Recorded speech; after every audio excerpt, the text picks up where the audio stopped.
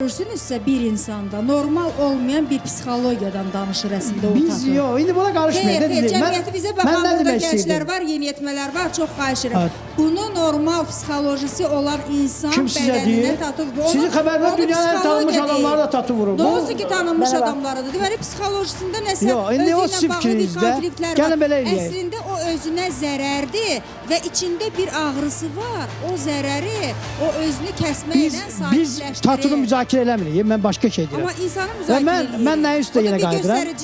Ben dedim ki, Günay o tatunu İnsanın vuran xarici görünüşü üst-üstə bizim danışır. haqqımızda Ama çox siz şey danışın. deyil. Aydın müəllim, siz axı doğru demirsiniz. Siz nə deyirsiniz? Siz bilirsiniz mən nə deyirəm? Siz qulaq asmırsınız, mən nə onun deyirəm? geyimi. Siz qulaq asırsınız, mən nə deyirəm? Qulaq asıram. Mən nə deyirəm? Deyin.